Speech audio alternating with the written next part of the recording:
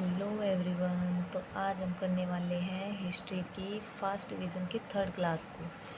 तो दो क्लास हमारी हो चुकी हैं, 1 से 5 तक और फिर 6 से 10 तक की क्लासेस का फर्स्ट रिवीज़न। आज हम करेंगे क्लास 11 से क्लास 15 तक फर्स्ट रिवीज़न। ओके, तो चलिए शुरू करते हैं।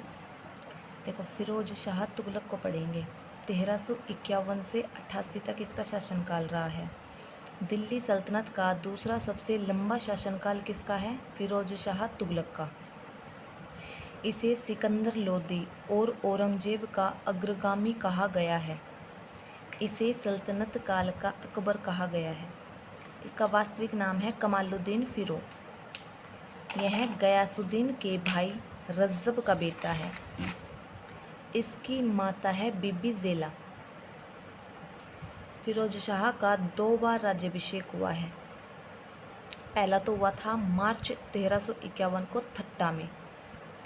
दूसरा हुआ था अगस्त 1351 को दिल्ली में।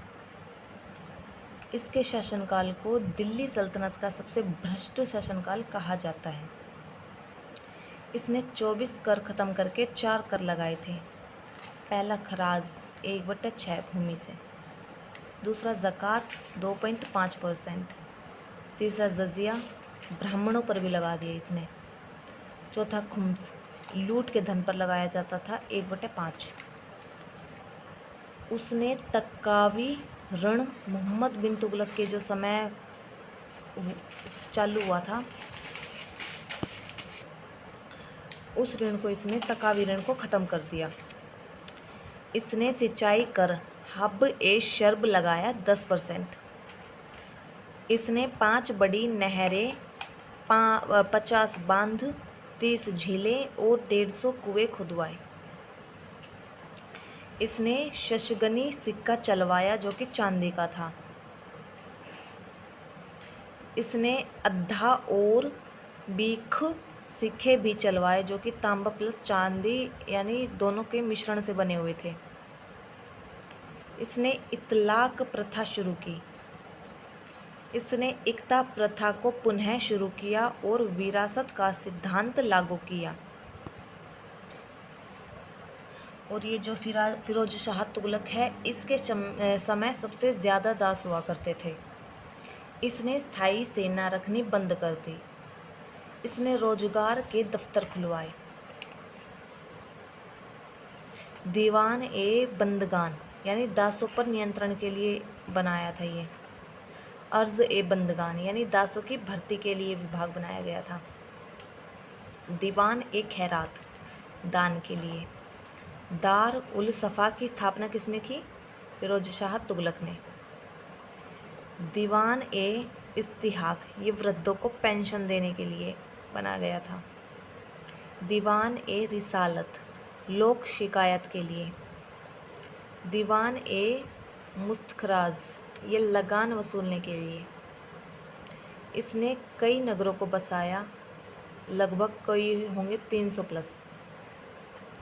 जो बहुत ज़्यादा इम्पोर्टेंट नगर है इसके द्वारा बसाए हुए वो है हिसार, फिरोज शाह कोटला, जौनपुर, जूना खां की याद में ये बसाया गया था।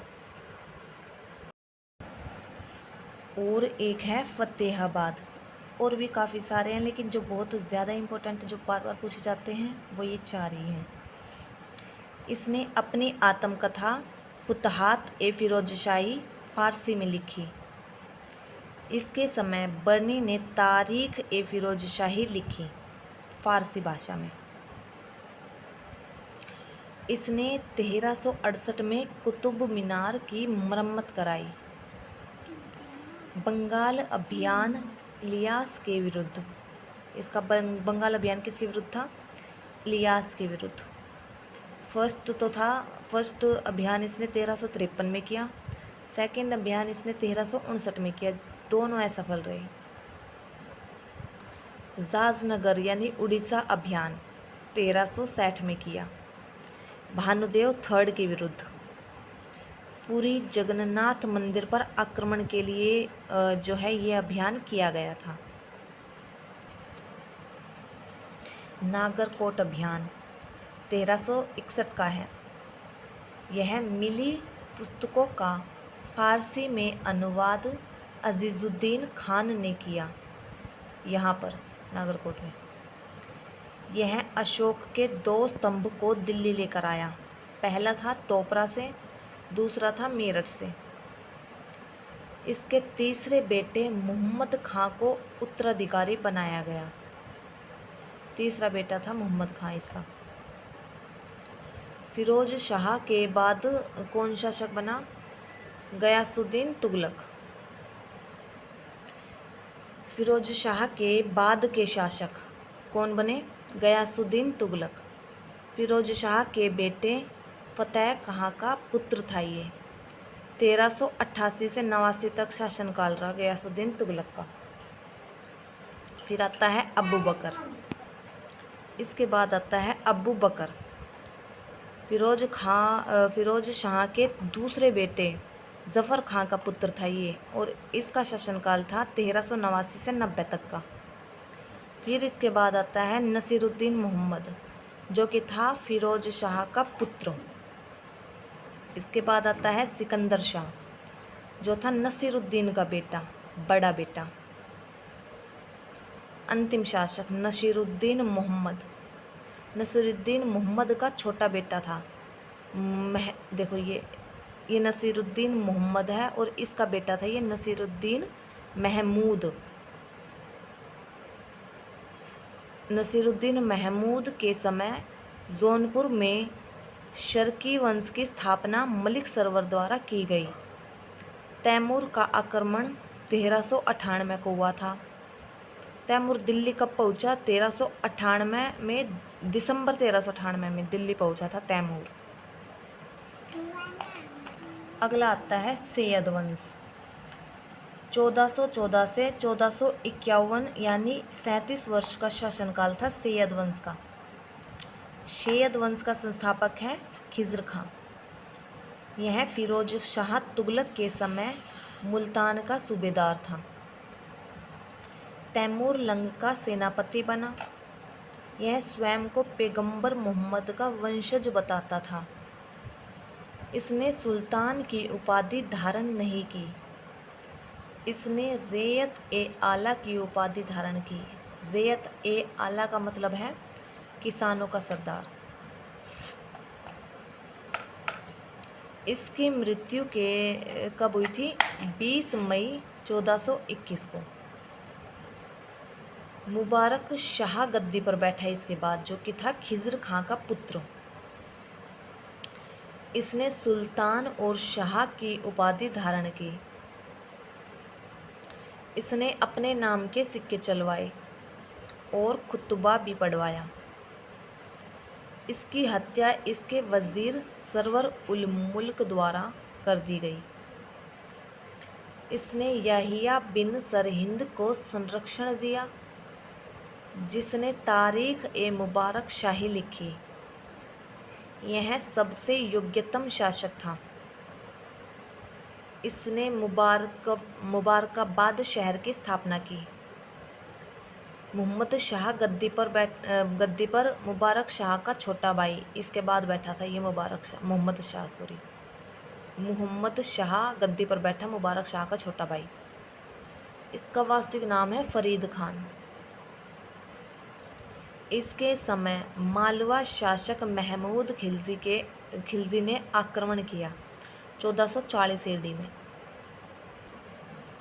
1445 में इसकी मृत्यु हो गई। अलाउद्दीन अहमद शाह गद्दी पर बैठा इसके बाद। सबसे अयोग्य शासक था अलाउद्दीन अहमद शाह। अलाउद्दीन अहमद शाह सबसे अयोग्य शासक था। अपने वजीर हामिद खान के कारण दिल्ली छोड़कर बदायूं चला गया। हामिद खान ने दिल्ली का शासन बहलोल लोदी को सौंप दिया। लोदी वंश का संस्थापक बना बहलोल लोदी। तो इसके बाद आता है सैयद वंश समाप्त हो चुका है। अब आता है लोदी वंश। दिल्ली सल्तनत का अंतिम वंश था लोदी वंश, जिसका शासनकाल 1451 से 1526 तक है। संस्थापक कौन है लोधी वंश का? तो बहलोल लोधी, जिसका शासनकाल 1451 से 1489, 38 ईयर्स का। अगर पूछा जाए दिल्ली सल्तनत में सबसे लंबा शासनकाल किसका है, तो हम बताएंगे बहलोल लोधी का है। बहलोल लोधी की उपाधि है बहलोल शाह गाजी। इसने जौनपुर को जीता मोहम्मद शाह को हराकर। मोहम्मद शाह का जो सेनापति था उसका नाम था दरिया खां, और यह दरिया खां बहलोल लोधी से मिल चुका था, इसलिए मोहम्मद शाह को हार का सामना करना पड़ा। जौनपुर का प्रभार बहलोल के बेटे बारबक शाह को दिया गया। बहलोल लोधी को द्वितीय सिजेरियन सुल्तान कहा जाता है। तो प्रथम सिजेरियन सुल्तान कौन है? बिंदुसार। अंतिम अभियान इसका ग्वालियर के विरुद्ध था। उस समय ग्वालियर का राजा था राजा मान सिंह। इसकी मृत्यु 1489 में हुई थी ग्वालियर से वापस आते समय, और इसका मकबरा है दिल्ली में। इसके बाद सिकंदर लोधी, जो कि बहलोल लोधी का तीसरा पुत्र था, वो गद्दी पर बैठा, और सिकंदर लोधी का शासनकाल 1489 से 1517 तक है। और सिकंदर लोधी के लिए जो इम्पोर्टेंट बातें वो है, इसने 1504 में आगरा की स्थापना की, 1506 में आगरा को राजधानी बनाया, और जो आगरा का बादलगढ़ किला है वो भी सिकंदर लोधी के द्वारा बनाया गया। और सिकंदर लोधी का अन्य नाम है निज़ाम खां। यह गुलरुखी शीर्षक से कविता लिखता था। इसी के समय भारतीय संगीत पर पहला फारसी ग्रंथ लज़्ज़त ए सिकंदरी शाही नाज़िम अहमद द्वारा लिखा गया। इसी के समय मियाँ भुइयाँ ने 2 ग्रंथ लिखे। पहला था फरहंग ए सिकंदरी, दूसरा था तिब्बत ए सिकंदरी। मियाँ भुइयाँ सिकंदर लोधी का वज़ीर था। इसने मोठ की मस्जिद बनवाई दिल्ली में। इसने नाप के लिए गज़े सिकंदरी पैमाना शुरू किया। यह एक धर्मानंद व्यक्ति था। पीरों एवं संतों की मज़ारों पर जाने से रोक लगा दी। गंगा यमुना स्नान पर रोक लगा दी। मुहर्रम में ताज़िए निकलने बंद कर दिए। गले की बीमारी के कारण इसकी मृत्यु हो गई। इसका मकबरा है लोधी गार्डन में। और ये जो है सिकंदर लोधी के समकालीन, वो है गुरु नानक, कबीरदास, राणा सांगा। गुरु नानक की बुक है जपूजी, कबीरदास की बुक है साखी शब्द रमीनी, राणा सांगा भी समकालीन था इसके। ये जो गले की बीमारी के कारण मृत्यु है, ये मियाँ भुइयाँ की नहीं है, ये सिकंदर लोधी की मृत्यु हुई थी गले की बीमारी के कारण। और सिकंदर लोधी का मकबरा है लोधी गार्डन में। ओके, फिर इसके बाद आता है इब्राहिम लोधी गद्दी पर। इसका शासनकाल 1517 से 1526 तक रहा। इसने ग्वालियर को जीता। खतौली युद्ध हुआ इब्राहिम लोधी वर्सेस राणा सांगा। फिर इसमें इब्राहिम को हार का सामना करना पड़ा और राणा सांगा की जीत हुई। फिर होता है पानीपत का प्रथम युद्ध, जो कि बहुत इम्पोर्टेंट है।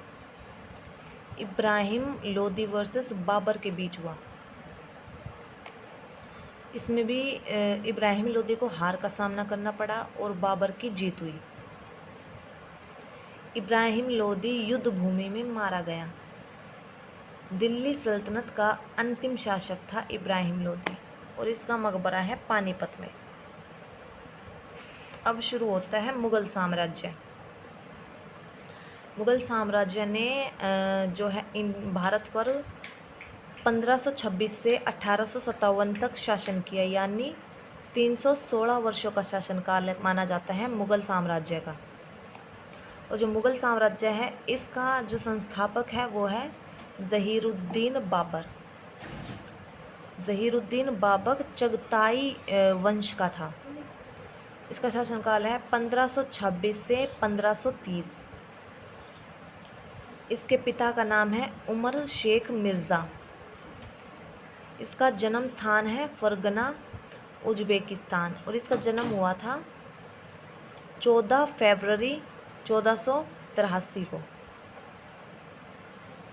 पिता की तरफ से तो ये तैमूर लंग से संबंधित था और माता की तरफ से ये चंगेज़ खां से संबंधित था। इसके पिता की मृत्यु 1494 में हुई। बाबर ने काबुल पर 1504 में आक्रमण किया और जीत भी हासिल की। बाबर ने 1507 में बादशाह की उपाधि धारण की। बाबर का भारत पर आक्रमण, पहला आक्रमण था 1518 से 19 तक, 19 में जो हुआ था। यूसुफजई जाति के, क्या बोलते हैं उसको, जाति के खिलाफ बाज़ोर और भैरा जीता था इसने। दूसरा था 1519 में पेशावर में, जो कि इसने जीत लिया। तीसरा था 1520 में सियालकोट, ये भी जीत लिया। चौथा था 1524 में लाहौर और दीपालपुर को जीता था इसने। पांचवा था पानीपत का प्रथम युद्ध। बाबर ने कलंदर की उपाधि धारण की थी पानीपत के प्रथम युद्ध में, और पानीपत का प्रथम युद्ध 21 अप्रैल 1526 में हुआ था, बाबर वर्सेस इब्राहिम लोदी के बीच। फिर इसमें बाबर की जीत हुई थी और इब्राहिम लोदी हार गया था। इस युद्ध में बाबर ने तुलगुमा नीति का प्रयोग किया था। युद्ध में तोप का संचालन किया था कुली खां ने, बंदूक का संचालन किया था मुस्तफ़ा खां ने। अगला युद्ध था इसका खानवा का युद्ध, 16 मार्च 1527 में। राणा सांगा, महमूद लोदी, हसन खां मेवाती, आलम खां वर्सेस बाबर। तो ये सब हार गए थे और बाबर की जीत हुई थी। तो यहाँ पर बाबर ने गाजी की उपाधि धारण की और जिहाद का नारा दिया था। इस युद्ध ने बाबर के अस्थिर जीवन को खत्म कर दिया। अगला युद्ध था इसका चंदेरी का युद्ध, जो कि 29 जनवरी 1528 में हुआ था। मेदिनी रॉय वर्सेस बाबर, इसमें भी बाबर की जीत हुई, मेदिनी रॉय की हार। अगला युद्ध था घाघरा का युद्ध, 6 मई 1529 को। बाबर वर्सेस महमूद लोदी। महमूद लोदी के साथ था शेर शाह सूरी और नुसरत खां। बाबर की जीत हुई, इनकी हार हुई। यह युद्ध जल व थल दोनों पर लड़ा गया, चंदेरी का युद्ध। बाबर की आत्मकथा है बाबरनामा, चगताई तुर्क भाषा में। इसका फारसी अनुवाद पायदा खां और अब्दुल खान खाना ने किया था, और अंग्रेज़ी अनुवाद जॉन लेडेन और एस्क्रिन ने किया था। बाबर की अन्य बुक्स मुवय्यान और दीवार, ये 2 बुक्स भी बाबर की हैं। यह आत्मकथा लिखने वाला पहला मुगल शासक बना। तारीख ए रसोदी बुक मिर्ज़ा हैदर ने लिखी थी बाबर के समय, और बाबर की मृत्यु 1530 में हुई। और बाबर के बाद फिर हुमायूं गद्दी पर आता है। हुमायूं का शासनकाल था 1530 से 1556 तक का। हुमायूं का शासनकाल पहले 1530 से 40 तक रहा, और दूसरा शासनकाल इसका 1555 से 1556 तक रहा। तो ये बीच के टाइम में कौन रहा? शेर शाह सूरी, उसको हम आगे पढ़ेंगे। बचपन का नाम है इसका नसीरुद्दीन महमूद खोदमीर। इसका जन्म 1508 में काबुल में हुआ था। गद्दी पर बैठने से पहले बदखशां का सूबेदार बना, और इसका राज्याभिषेक 1530 में आगरा में हुआ। हुमायूं की माँ का नाम है माहम बेगम। हुमायूं के अभियान, पहला था कालिंजर अभियान, जो कि 1531 में हुआ था, सफल रहा था ये उसमें। और उस समय कालिंजर का शासक था प्रताप रुद्र देव। दूसरा था देवरिया अभियान 1532 का, ये भी सफल रहा था। हुमायूं वर्सेस शेर खां प्लस महमूद लोदी के बीच में। हुमायूं ने 1533 में दीन पनाह नगर की स्थापना की। इसने 1535 में गुजरात विजय हासिल करके वहां का सूबेदार अस्करी को बनाया। 1539 में इसने बंगाल यानी गौड़ को जीता और हुमायूं ने बंगाल का नाम जन्नताबाद कर दिया था बदलकर। बंगाल अभियान के दौरान हिंदाल ने शेख बहलोल की हत्या करके खुद को दिल्ली का सम्राट घोषित कर दिया। अगला है चौसा का युद्ध, 27 जून 1539 में, हुमायूं वर्सेस शेर खां। इस युद्ध के बाद शेर खान ने शेरशाह सूरी की उपाधि धारण की थी।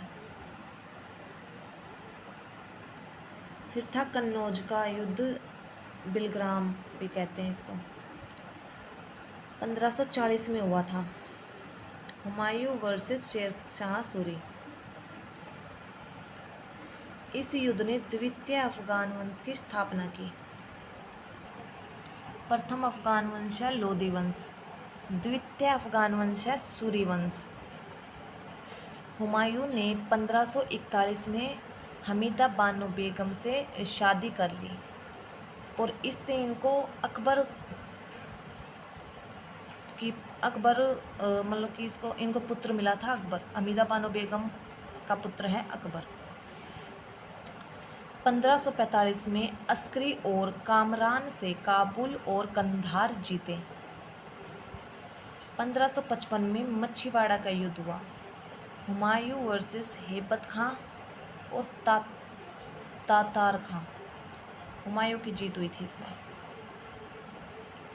1555 में सरहिंद का युद्ध हुआ, हुमायूं वर्सेस सिकंदर शाह के बीच में। हुमायूं की जीत हुई थी, सिकंदर शाह की हार हुई थी। फिर हुमायूं की मृत्यु हुई थी 1556 में, दीन पनाह पुस्तकालय की सीढ़ियों से गिरकर मृत्यु हुई थी इसमें। तो इस घटना पर लेन पूल ने लिखा है, हुमायूं जीवन भर लड़खड़ाता रहा और लड़खड़ाते हुए ही उसकी मौत हो गई। ये कथन किसका है? लेन पूल का। हुमायूं का मकबरा कहाँ पर है? दिल्ली में। निर्माण 1565 से 72 में हुआ था। इसका वास्तुकार है मिर्ज़ा गियात और इसका निर्माण करवाया था बोगा बेगम ने। मुगलों का कब्रिस्तान और पहला उद्यान मकबरा कहा जाता है इस हुमायूं के मकबरे को। हुमायूंनामा की रचना गुलबदन बेगम ने की थी, जो कि हुमायूं की चचेरी बहन थी। फारसी में रचना हुई थी हुमायूंनामा की। और जो हुमायूं के समय चित्रकार थे वो है मीर सैयद अली और यूसुफ अब्दुल समत और दोस्त मुसवीर। तो हो गई हमारी 15 तक कंप्लीट क्लासेस का फर्स्ट डिवीज़न, और अगली क्लास में हम करेंगे 16 से 20 तक का फर्स्ट डिवीज़न, ठीक है। और अगर आप लोगों को इसकी PDF चाहिए तो हमारे टेलीग्राम चैनल को ज्वाइन कर सकते हैं, उसका लिंक आपको डिस्क्रिप्शन में मिल जाएगा। और तो चलिए मिलते हैं अगली वीडियो में। आज के लिए बस इतना ही। Thank you so much.